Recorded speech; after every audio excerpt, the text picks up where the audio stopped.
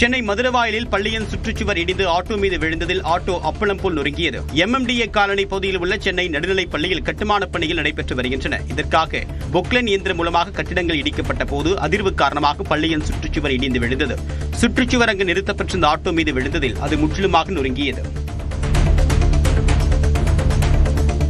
ராணிப்பேட்டை மாவட்டம் ஆற்காடு அருகே ஊராட்சி ஒன்றிய நடுநிலைப் பள்ளியின் பொறுப்பு தலைமை ஆசிரியரை மாற்றக் கோரி பெற்றோர்கள் மற்றும் கிராம மக்கள் பள்ளியை பூட்டி போராட்டத்தில் ஈடுபட்டனர். கீரம்பாடி ஊராட்சி ஒன்றிய நடுநிலைப் பள்ளியில் பொறுப்பு தலைமை ஆசிரியராக இருக்கக்கூடிய உமாபதி பள்ளிக்கு உரிய நேரத்தில் வருவதில்லை என்றும் மாணவ மாணவிகளை தன்னுடைய காரை துடைக்க வைப்பதாகவும் கூறப்படுகிறது. இதுகுறித்து அறிந்த மாணவர்களின் பெற்றோர்கள் தலைமை ஆசிரியர் உமாபதியை வேறு பள்ளிக்கு இடமாற்றம் செய்ய வேண்டும் என்று கூறி பள்ளியை பூட்டி போராட்டத்தில் ஈடுபட்டனர்.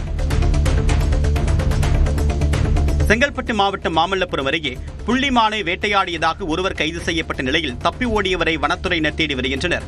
பூஞ்சேரியில் காவலர்கள் ரோந்து பணியில் ஈடுபட்டிருந்த போது இருசக்கர வாகனத்தில் வந்த இருவர் காவலர்களை கண்டதும் மூட்டை ஒன்றை வீசிவிட்டு தப்பி ஓடினர்.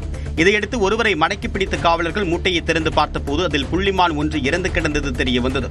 இதையடுத்து கோகுலக்கண்ணன் என்ற அந்த நபரை கைது செய்த வனத்துறையினர் தப்பி ஓடிய சத்யா என்பவரை தேடி வருகின்றனர். சிவகங்கை மாவட்டம் காரைக்குடியில் தனியார் மதுபான கடை திறக்க எதிர்ப்பு தெரிவித்து பெண்கள் போராட்டத்தில் ஈடுபட்டனர்.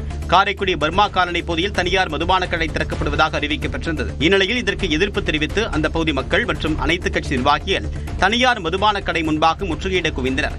இதையடுத்து சம்பவ இடத்திற்கு விரைந்த காரைக்குடி வட்டாட்சியர் ராஜா போராட்டக்காரர்களுடன் பேச்சுவார்த்தை நடத்தி மதுபான கடை திறக்கப்படாது என்று கூறியதையடுத்து போராட்டம் கைவிடப்பட்டது.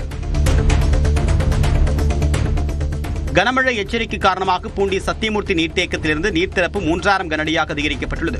மழை முன்னெச்சரிக்கை நடவடிக்கையாக ஞாயிற்றுக்கிழமை காலை பூண்டி நீர்த்தேக்கத்திலிருந்து வினாடிக்கு 2500 கனஅடி நீர் வெளியேற்றப்பட்டது. தற்போது மேலும் 500 கனஅடி நீர் வெளியேற்றப்படுவதால் கொசஸ்தலை ஆற்றில் வெள்ளப்பெருக்கு ஏற்பட்டது. இதையடுத்து கரையோர கிராமங்களில் உள்ள மக்களுக்கு வெள்ள அபாய எச்சரிக்கை விடுக்கப்பட்டுள்ளது. சென்னை மாங்காடு அருகே கறிக்கடை உரிமையாளர் வீட்டின் பூட்டை உடைத்து 50 சவரன் தங்க நகை 1.5 லட்சம் ரூபாய் பணம் கொள்ளையடிக்கப்பட்ட சம்பவம் அதிர்ச்சி ஏற்படுத்தியுள்ளது. மலையம்பாக்கத்தை சேர்ந்த அன்வர் பாஷாவின் வீட்டின் பூட்டை உடைத்து உள்ளே புகுந்த கொள்ளையர்கள் பீரோவில் இருந்து 50 சவரன் தங்க நகை மற்றும் 1.5 லட்சம் ரூபாய் ரொக்கப்பணத்தை திருடிச் சென்றனர். இதுகுறித்து அன்வர் பாஷா மாங்காடு காவல் நிலையத்தில் அளித்த புகாரின் அடிப்படையில் காவலர்கள் விசாரணை மேற்கொண்டு வருகின்றனர்.